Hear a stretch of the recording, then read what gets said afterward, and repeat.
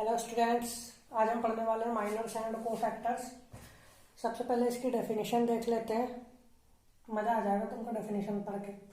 Absolute value of सब determinant of an element of A square matrix is called minor. ठीक, किसी square matrix की जो कोई भी एलिमेंट होगा जो उसकी सब मैट्रिक्स होगी, उसका जो सब डिटर्मिनेंट होगा उसकी एब्सोल्यूट वैल्यू। एब्सोल्यूट वैल्यू यानी पॉजिटिव नेगेटिव का कॉन्सेप्ट नहीं है, सिर्फ वैल्यू यानी पॉजिटिव वाली ही, उसको कहते हैं माइनर। और अगर वही चीज अगर साइन के साथ ली जाएगी तो उसको कहेंगे कोफैक्टर। कोफैक्टर को मैंने अंडरलाइन कर रखा है कि इसकी वर्ड की कोई मीनिंग, कोफैक्टर यानी कि साथ में कोई फैक्टर होता है इसका, तो इसका कोई महत्व होता है, कोई इंपॉर्टेंस होता है, तो वो देखेंगे। फिलहाल डेफिनेशन समझ गए? नहीं समझे? मुझे पता है नहीं समझ, मैं खुद नहीं समझा अपनी डेफिनेशन ये। ठीक, भले ये मतलब सही है पर ऐसी होनी नहीं चाहिए ये डेफिनेशन। ठीक, तो डेफिनेशन को मारो गोली।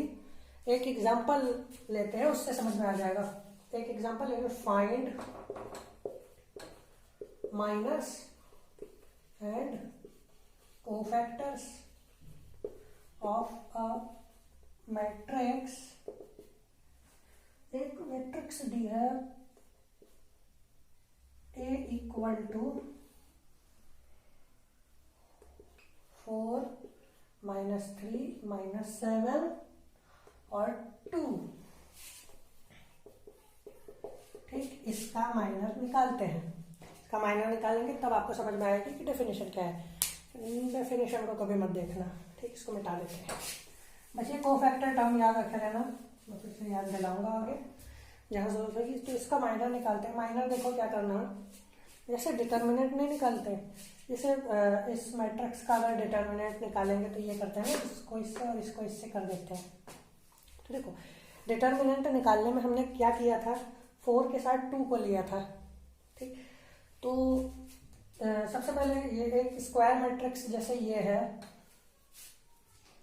ठीक, तो इसके एलिमेंट्स का एड्रेस है A11 यानी first column, A12 A21 A22। ठीक, ये कोफैक्टर में काम आने वाला है, माइनर से इसका कोई लेना देना नहीं है, मैं लिख पहले दे रहा हूँ। तो आपको क्या करना है, जैसे आप A11 का माइनर निकाल रहे हैं तो हम A11 के माइनर को, मतलब इसके माइनर को डिनोट करते हैं M11 से, माइनर ऑफ 11। ठीक, वो कितना होगा, आपको क्या करना है, 4 इस रो में पड़ रहा है तो इसको ढक दो, इस कॉलम में पड़ रहा है तो इसको ढक दो, बचा क्या 2, ये इसका माइनर है। ठीक, सिंपल, इसको निकालो M12 यानी इसका ना -7 का। ठीक, तो -7 इसमें आ रहा है, इसको ढक दो, इसमें आ रहा है, इसको ढक दो, बचा क्या -3। ठीक, अब याद रखना जो वहाँ एब्सोल्यूट वैल्यू वाली बात थी माइनर की डेफिनेशन में, वहाँ ये मतलब नहीं था कि अगर कोई चीज़ माइनस होगी तो उसको प्लस कर दोगे। ठीक, ये मतलब था उसका, वो जैसी है वैसी रहेगी। फिर M, इसका निकल गया, इसका निकल गया, इसका निकालते हैं M21 यानी सेकेंड रो फर्स्ट कॉलम, तो इसका निकालेंगे वही, इसको ढको, इसको ढको, क्या बचा -7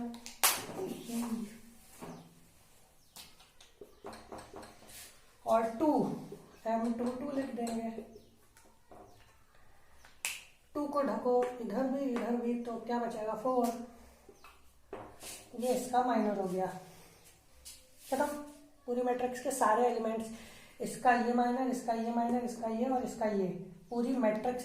अब कभी कभी क्वेश्चन आ जाता है कि एक मैट्रिक्स दे देगी तुमको और कहेगा कि जो इसके माइनर हैं उनकी मैट्रिक्स बनाओ, एक माइनर मैट्रिक्स बनाओ। तो वो मैट्रिक्स क्या हो जाएगी, 4 का 2 आया था,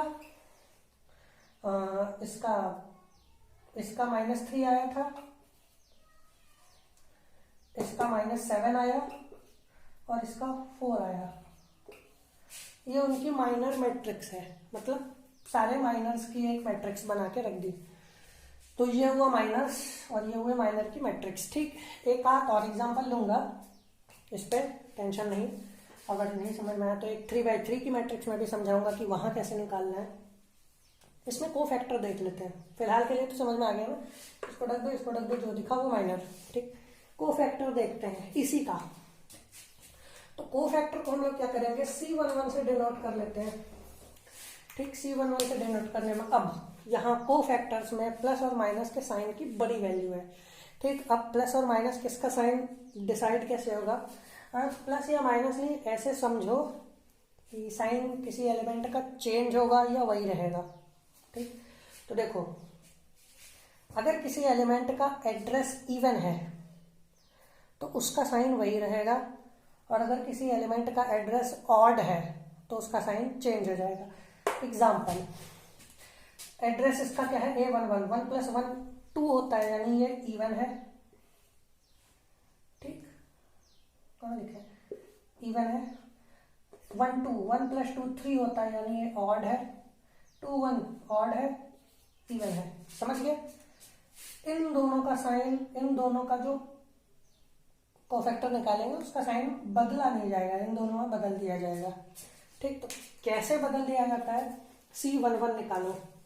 C11 यानी होता कि देखो कोफैक्टर माइनर की ही वैल्यू के बराबर होता है, मतलब कोफैक्टर की वैल्यू वही होती है जो माइनर की वैल्यू होगी, बस साइन अलग होता है। ठीक, तो 4 का माइनर हमने निकाला था 2, और 4 का एड्रेस इवन है, और यहाँ है ना 1 1 पे। ठीक, 4 का माइनर हमने 2 निकाला था, तो इसका साइन नहीं बदलेगा, यानी C11 भी 2 ही रहेगा। ठीक, आराम से C12 निकालो। C12 यानी ये, इसका एड्रेस ऑड है और इसका माइनर हमने निकाला था -3, तो एड्रेस ऑड है, इसके कारण से माइनस लग जाएगा एक पहले, और अब वैल्यू लिखेंगे तो आ जाएगा +3। ठीक, C21 निकालते हैं, तो इसका भी एड्रेस ऑड है, तो एक माइनस पहले से लग जाएगा, -M21।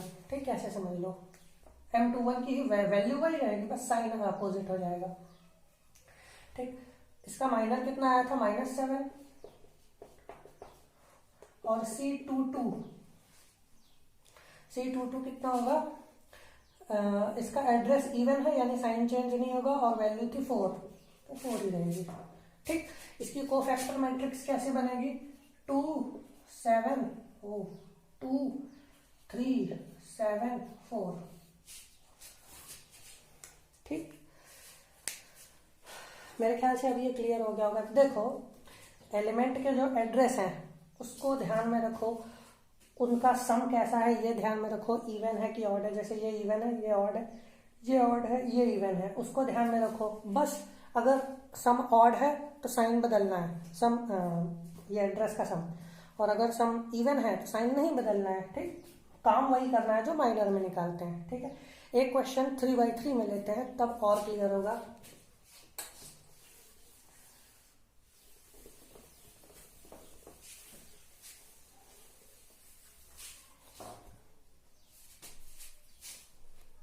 माइनर्स और कोफैक्टर सबको निकालने हैं। ठीक, सबसे पहले एड्रेस लिख लेते हैं।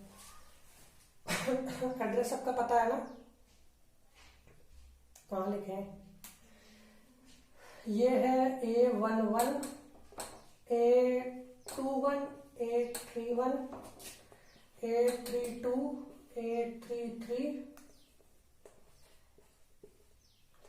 A23, A13, और ये इसका एड्रेस है A12, A11, A12, A13, A21, A22।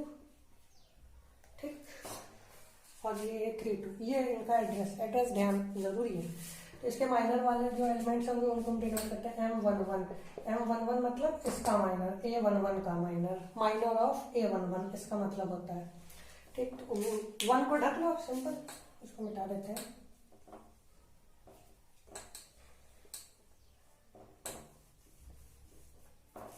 One को ढक लो, तो ये और ये ढक जाएंगे, बचा क्या? ये। तो ये जो मैट्रिक्स बन रही है, सब मैट्रिक्स, छोटी मैट्रिक्स ये बनी है, इसकी जो डिटर्मिनेंट वैल्यू होगी वो इसका माइनर है। ठीक, सिंपल। तो इसकी डिटर्मिनेंट वैल्यू क्या होगी? ये माइनस ये 2 × 3 -1 × -4, कितना आ जाएगा? 6 -4 यानी 2। सिंपल।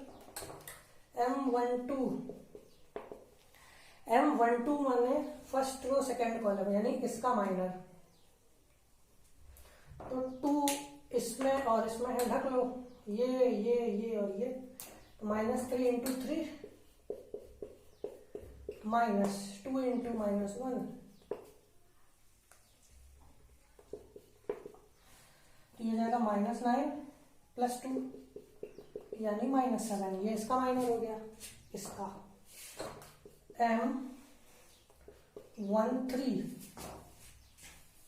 M13 3 वाली को ढक लो, 3 इस रो और इस कॉलम में है, ढक लो। 3 इंटू -4 -2 इंटू 2, ये जाएगा 12 -4 8।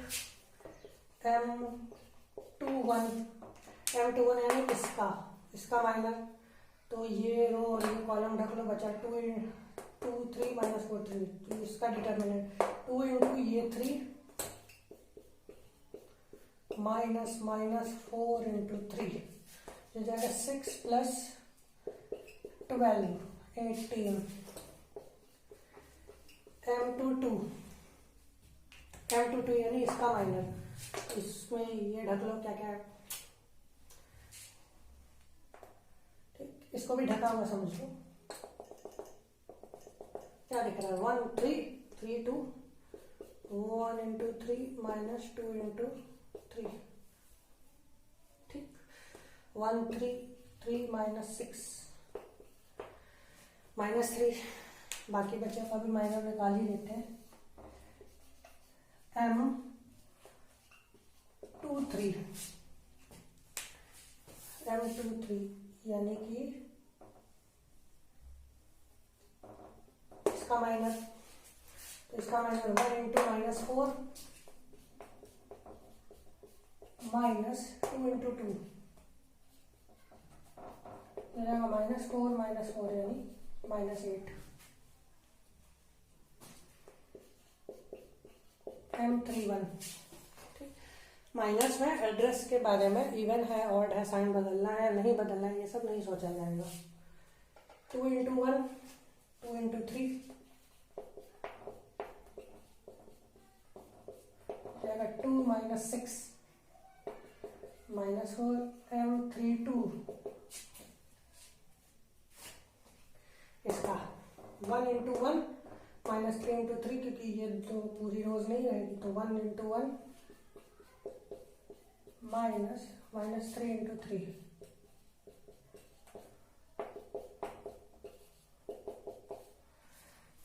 और लास्ट इसका माइनर 1 2 -3 इंटू 2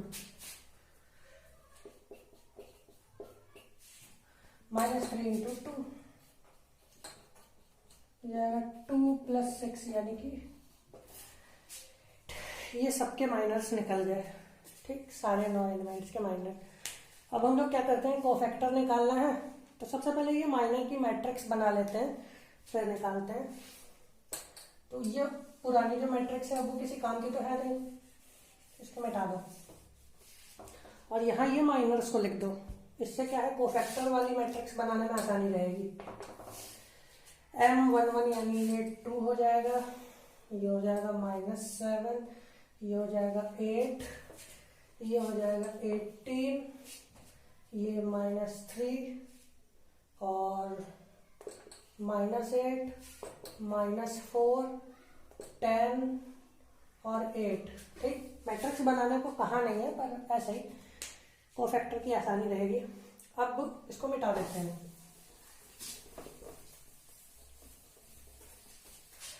अब इनके कोफैक्टर्स निकालने, इसके नहीं, मतलब जो पिछली मैट्रिक्स थी उसके हमें कोफैक्टर निकालने हैं। तो ये हम कोफैक्टर आराम से निकाल सकते हैं। C11 लिखते हैं। C11 देखो क्या होगा, M11 के ही बराबर होगा और साइन भी नहीं बदलेगा क्योंकि ये 1 + 1 इवन ही है। तो M11 कितना है 2, C12 कितना होगा -M12 के बराबर, साइन बदल जाएगा क्योंकि ये नेगेटिव है। M12 -7 है तो साइन बदल जाएगा तो +7, ठीक। C13 M13 के बराबर 1 + 3 4, 1 + 3 4 मतलब इवन है इसीलिए साइन चेंज नहीं होगा तो +8 ही रहेगा। C21 कितना है, ये हो जाएगा -M21 2 1 कैरी, क्योंकि 2 + 1 3 ऑड है। ये आ जाएगा -18 C22 M22 के बराबर। साइन नहीं बदलेगा, देखो एक बार नहीं बदला बदला, बदला नहीं बदला, अल्टरनेट चलता है। एक बार नहीं बदला है,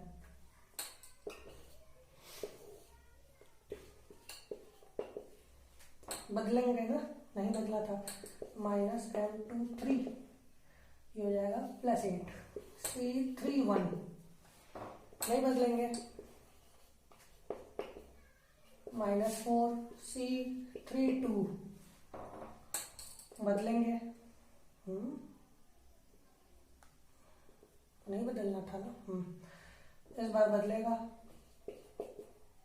-10 और C33 नहीं बदलेगा, +8। तो इनकी ये कोफैक्टर मैट्रिक्स बन गई। ठीक, मतलब इनको अरेंज कर दो एलिमेंट्स को इसी ऑर्डर में, तो ये कोफैक्टर मैट्रिक्स बन जाएगी। कोफैक्टर मैट्रिक्स इसकी क्या बनेगी अगर बनाएंगे तो 2 7 8 -18 -3 8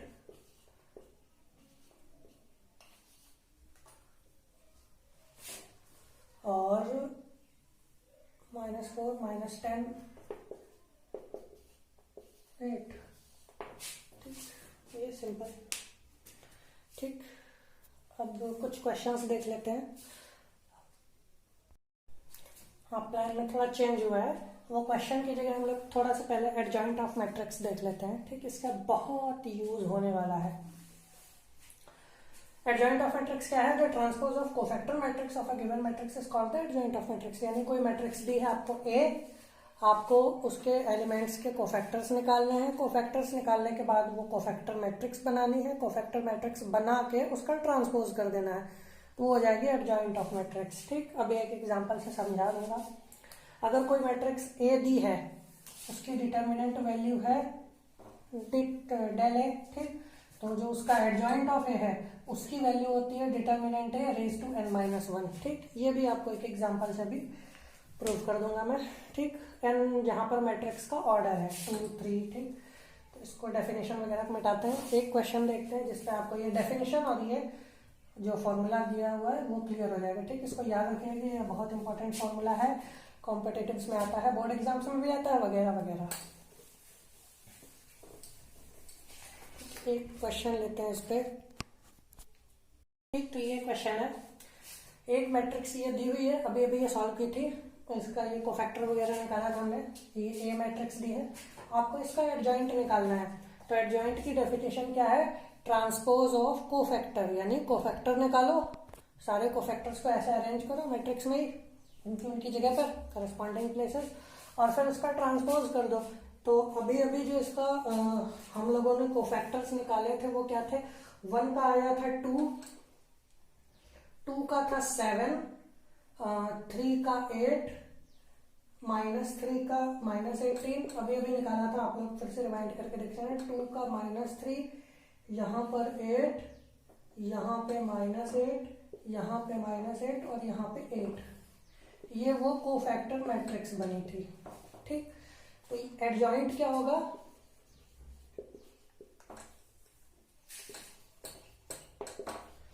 एडजॉइंट ऑफ ए क्या होगा? इसका ट्रांसपोज। ठीक, C', इसका ट्रांसपोज कर दो, ये एडजॉइंट बन जाएगा। 2 7 8 -18 -3 8 -8 और 8। ये इसकी एडजॉइंट मैट्रिक्स बन गई। ठीक, अब ये हमारे पास एडजॉइंट आ गई। अब तो ये डेफिनेशन वाली बात हो गई। ठीक, कि कोफैक्टर का ट्रांसपोज कर देना है तो आपको एडजॉइंट मिल जाएगी। अब वो जो फॉर्मूला था एडजॉइंट ऑफ ए का, डिटर्मिनेंट इसके पावर n-1 होता है, उसकी बात कर लेते हैं। ठीक, तो देखो सबसे पहले इसका डिटर्मिनेंट, इसको मिटा दो।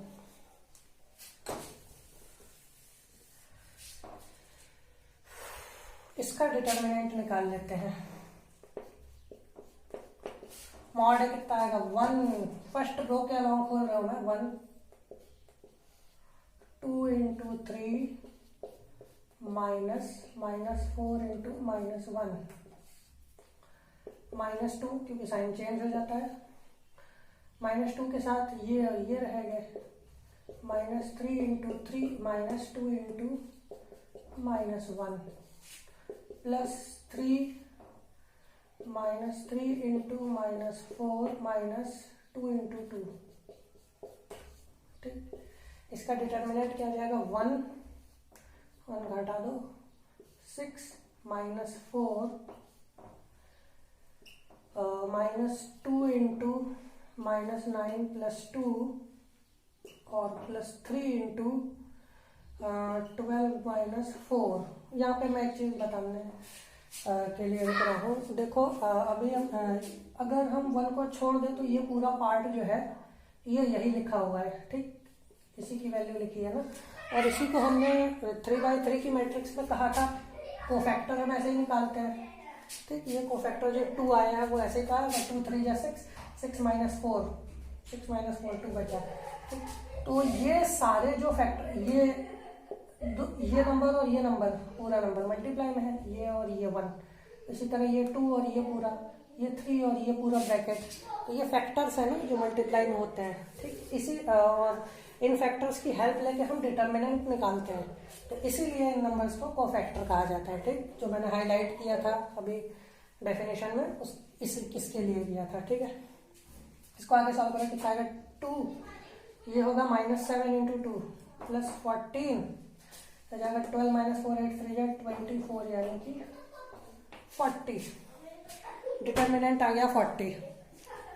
ठीक, इसका और ये एडजॉइंट ऑफ ए का डिटर्मिनेंट निकालते हैं हम लोग,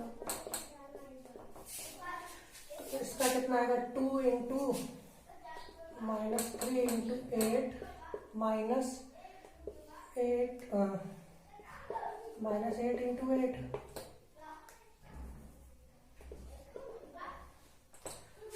-7 -18 इंटू 8 माइनस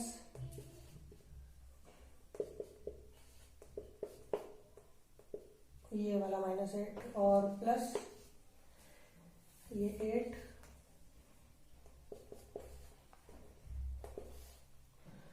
-18 इंटू -8 -8 इंटू -3। इसको जब सॉल्व करेंगे तो हम लोगों के पास मिलेगा 2 into -24 plus 64 plus 18 into 56 plus 64 और -8 इंटू 56 प्लस 24, ये हो जाएगा 80, ये हो जाएगा 2160 -640 यानी 1600। ये एडजॉइंट ऑफ ए आया, एडजॉइंट ऑफ ए का डिटर्मिनेंट और ये ए का डिटर्मिनेंट। ठीक, इसको ध्यान में रखो।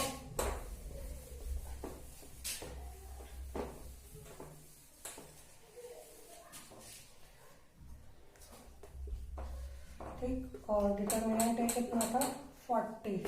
फॉर्मूला यही था ना, adjoint of A equal to determinant A की पावर n-1, n ऑर्डर है। ठीक, अब यहाँ पे देखो वेरीफाई करते हैं। डिटर्मिनेंट ए हमारे पास 40 था, n ऑर्डर इसका 3/3 है। ठीक, तो ये फॉर्मूला करेक्ट है। एडजॉइंट ऑफ ए 1600 आना चाहिए था, वही आया है। ठीक है, तो अब ये फॉर्मूला ध्यान रखिएगा। अब एक क्वेश्चन करते हैं।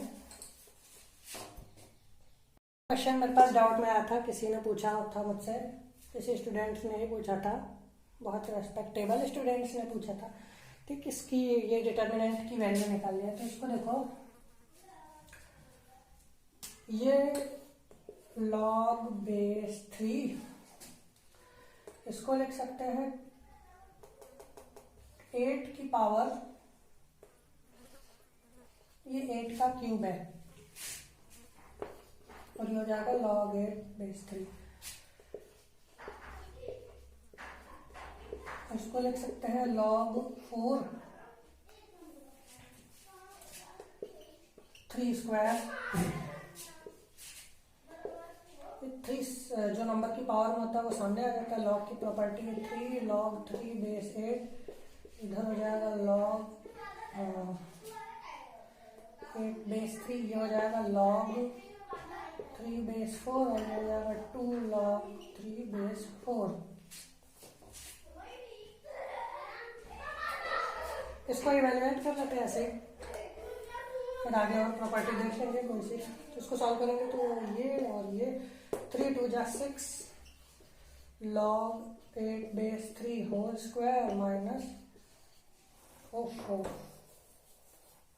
ये हो जाएगा 6 log 8 base 3 into log 3 base 4 minus log 8 base 3 into log 3 base 4। ठीक, 6 माइनस 1 तो ये बचेगा 5 log 8 base 3 into log 3 base 4। अब इसका यहाँ पे क्या लेना देना है देखो, 5 log 3, इसको लिख दो 2 क्यूब, और log 3 इसको लिख दो 2 स्क्वायर। बेस को नंबर की पावर अगर हो तो वो सामने आती है, तो ये 15 हो जाएगा 5 इंटू 3, और बेस की जो पावर है वो डिवाइड में आती है। ठीक, तो ये 2 नीचे और ये 3 5 से मल्टीप्लाई।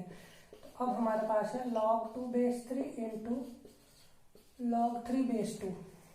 तो देखो अगर कभी ऐसा हो, ये 1 होता है। ठीक, तो ये हो गया 1, ये वैल्यू है इसकी। ठीक, अब देखते हैं प्रॉपर्टीज ऑफ डिटर्मिनेंट्स। पहली प्रॉपर्टी देखिए, डिटर्मिनेंट ए की वैल्यू आप किसी नंबर को उसके कोफैक्टर से मल्टीप्लाई करके, और इस तरह जो नंबर है किसी एक रो के सारे एलिमेंट्स या किसी एक कॉलम के सारे एलिमेंट्स को उनके कोफैक्टर से मल्टीप्लाई करके फिर सारे जो मल्टीप्लिकेशन मिलेंगे उनका प्लस करके जो आंसर आएगा वो डिटर्मिनेंट ए के बराबर आएगा। एक छोटे से एग्जांपल से देख लीजिए, ये A11 हो गया, ये A12, यानी एक रो के सारे एलिमेंट्स। हम इन दोनों को ले लेते हैं। ठीक, इसका इसके कोफैक्टर से मल्टीप्लाई, इसका कोफैक्टर तो ये है 4 का 2 से मल्टीप्लाई, प्लस इसका इसके कोफैक्टर से मल्टीप्लाई -7, और इसका कोफैक्टर -3 नहीं 3 है। याद है ना कोफैक्टर निकालने की रूल, इसका एड्रेस नेगेटिव है इसलिए से इसका साइन पॉजिटिव हो जाएगा। ठीक, पलट जाएगा साइन। 8 - 21, तो डिटर्मिनेंट आ गया -13। और वैसे भी आप प्रोसेस से निकालोगे तब भी डिटर्मिनेंट उतना ही आएगा। ठीक, तो ये प्रॉपर्टी का ये कहना है। ठीक, नेक्स्ट देखो, पहली प्रॉपर्टी ये थी कि एलिमेंट्स को अगर कोफैक्टर्स के साथ मल्टीप्लाई कर दें तो डिटर्मिनेंट मिल जाएगा। दूसरी प्रॉपर्टी ये है कि अगर एलिमेंट्स को हम किसी और के कोफैक्टर के साथ मल्टीप्लाई कर दें और फिर प्लस करें तो 0 आ जाएगा। ठीक, मतलब अगर हम एलिमेंट ये ले लेकिन कोफैक्टर इसका ले लें, और एलिमेंट ये ले लें और कोफैक्टर इसका ले लें, तो 0 आ जाएगा। देखो 4 को ले लिया लेकिन कोफैक्टर हम -3 का ले लेते हैं, -3 का कोफैक्टर है 7, प्लस -7 को ले लिया लेकिन कोफैक्टर हम 2 का ले लें, 2 का कोफैक्टर है 4। ठीक, 28 - 28। ठीक, ये सिंपल एग्जांपल से इसलिए ले रहा हूँ, सब में वेरीफाई होता है, डाउट नहीं करना मुझमें। सिंपल एग्जांपल से इसलिए ले रहा हूँ क्योंकि भाई 3/3 वाला बहुत लेंदी हो जाएगा। ठीक, नेक्स्ट प्रॉपर्टी ये है कि अगर आपके डिटर्मिनेंट में 2 रोज या 2 कॉलम्स सेम हैं तो उस डिटर्मिनेंट की वैल्यू 0 हो जाएगी। ठीक, जैसे इसका डिटर्मिनेंट अगर हम सॉल्व करें, इसको अगर सॉल्व करें तो चाहे रो के अलाउंग खोलो चाहे कॉलम के अलाउंग। ठीक, ये रो में सेम लिखा है, आप मुझ पर एग्जाम ना लगाओ इसीलिए मैं कॉलम के अलाउंग, फर्स्ट कॉलम के अलाउंग इसको खोलता हूँ। तो 1 के साथ क्या आएगा, ये और ये। ठीक,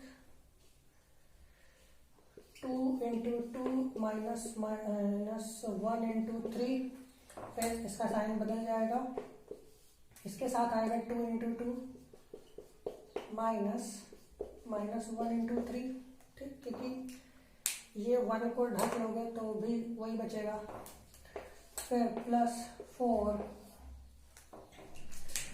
के साथ क्या है 2 3 3 2, मतलब 2 3 2 3, 2 × 3 -2 × 3। ठीक, ये देखो 4 + 3 माइनस 4 + 3 + 4 6 - 6 7 - 7 0 और ये खुद 0। ठीक, तो दो रोज या दो कॉलम्स अगर कभी डिटर्मिनेंट में सेम मिल गए तो वो 0 होते हैं। प्रॉपर्टी ये है कि अगर किसी डिटर्मिनेंट के एक रो, पूरी रो या पूरा कॉलम 0 हो तो उस डिटर्मिनेंट की वैल्यू होती है 0। ये मैंने आप ये फर्स्ट रो के अलॉन्ग खोल दो, 0 अंदर आएगा 4 × 2 माइनस 1 × 6 माइनस 0 2 1 × 2 माइनस 7 × -1 और प्लस 0 6 माइनस 1 × 6 माइनस 7 × 4। ठीक, चाहे जो 0 बाहर है 0, 0 बाहर है 0, ये भी 0। ठीक, नेक्स्ट प्रॉपर्टी देखते हैं। नेक्स्ट प्रॉपर्टी ये है कि डिटर्मिनेंट की वैल्यू अगर रोज या कॉलम्स को आप जोड़ दोगे, रोज को रोज से, कॉलम्स को कॉलम से, तो उसकी वैल्यूज चेंज नहीं होती। फॉर एग्जाम्पल इस डिटर्मिनेंट की वैल्यू निकालनी है तो एक रास्ता देखो ये है कि जैसे रोज जोड़ने पर चेंज होती नहीं है तो हम ये सोच सकते हैं इसको इससे जोड़ देते हैं, इसको इससे और इसको इससे, तो ये 0 बन जाएगा। ठीक, तो ऑपरेशन लिखेंगे क्या, R1 changes to R1 + R2। अब यहाँ यूज करो तो R1 + R2 करना है। ठीक, 2 - 2 0 -3 3 0 और 4 4 0। ठीक, हमने सिर्फ R1 को चेंज कर दिया, R1 को चेंज किया है R1 + R2 में, यानी R1 की जगह हम R1 + R2 लिख देंगे। R1 R2 यानी first row second row. R2 को तो नहीं बदला तो ये ऐसी रहेगी और इसको भी नहीं बदला। अब इस डिटर्मिनेंट की वैल्यू निकालने के हमारे पास ये डिटर्मिनेंट आ गया इसी के बराबर। इस डिटर्मिनेंट की वैल्यू होगी 0 क्योंकि एक पूरी रो 0 है। तो इसकी भी वैल्यू 0। या दूसरा तरीका इसमें ये भी था, इसमें तो ये भी किया जा सकता था कि आप क्या करते, इस रो से -1 कॉमन निकाल लेते, तो यहाँ 2, यहाँ -3 और यहाँ 4 7 6 1। ठीक, अब क्या होता अगर -1 कॉमन लिया, ये दो रो सेम बन जाती, दो रोज भी सेम हो तब भी डिटर्मिनेंट 0 होता है। ठीक, तब भी 0 आ जाता। अच्छा, एक चीज ध्यान दो, मैट्रिक्स में अगर आपको कोई चीज कॉमन लेनी हो मैट्रिक्स में से, तो सारे एलिमेंट्स में से कॉमन होनी चाहिए, पूरी मैट्रिक्स में से वो कॉमन होना चाहिए। लेकिन डिटर्मिनेंट में सिर्फ एक रो या एक कॉलम से भी अगर कुछ कॉमन मिल रहा है तो वो कॉमन लिया जा सकता है। उसी तरह मैट्रिक्स में अगर कोई नंबर बाहर लिखा है तो वो सब में मल्टीप्लाई होगा। डिटर्मिनेंट में ये फायदा है कि आप बाहर जो नंबर लिखा है चाहे इसमें मल्टीप्लाई करो चाहे जिसमें भी करोगे पूरी रो में करना पड़ेगा या पूरी कॉलम में करना पड़ेगा। ठीक, पूरी मैट्रिक्स में नहीं करना है। जैसे अगर यहाँ 2 लिखा है तो आप सिर्फ इसमें मल्टीप्लाई कर सकते हो, इस पूरे में या फिर इस पूरे में या फिर इस पूरे में। ठीक, मैट्रिक्स में क्या होगा, ये सारे के सारे एलिमेंट्स 2 से मल्टीप्लाई होंगे। ठीक है, तो ये प्रॉपर्टीज हो गई। एक लास्ट चीज देख लो, अगर कोई मैट्रिक्स है ए, उसका डिटर्मिनेंट है मॉड है, इस मैट्रिक्स की कोफैक्टर हमने बनाई, तो जो उसका डिटर्मिनेंट होगा उसकी वैल्यू होती है, ठीक, हाँ वही जितनी एडजॉइंट की होती है। ठीक, यानी इक्वल टू एडजॉइंट ऑफ ए। अच्छा, कोफैक्टर एडजॉइंट, ये कोफैक्टर का ट्रांसपोज होता है ना, और ये दोनों के डिटर्मिनेंट बराबर है। ऐसा कुछ हिंट लगा क्या कि अगर कोई मैट्रिक्स ए है और तो उसका ट्रांसपोज का डिटर्मिनेंट भी उतना ही होता है। ठीक, हाँ ये बात सही है, कोई मैट्रिक्स ए और उसका ट्रांसपोज दोनों की डिटर्मिनेंट वैल्यू इक्वल होती है। ठीक है, इसके आगे इसमें कुछ क्वेश्चंस है, बहुत इंपॉर्टेंट क्वेश्चंस, वो मैं बताऊंगा नेक्स्ट वीडियो में। ठीक है, आप तब तक बने रहिए, तब तक इसका रिवीजन कीजिए। ठीक, इसके जो क्वेश्चंस हैं वो मैं बहुत जल्द लेके आने वाला हूँ और उसके बाद हम लोग नेक्स्ट टॉपिक पर चलेंगे। ठीक, थैंक यू वेरी मच।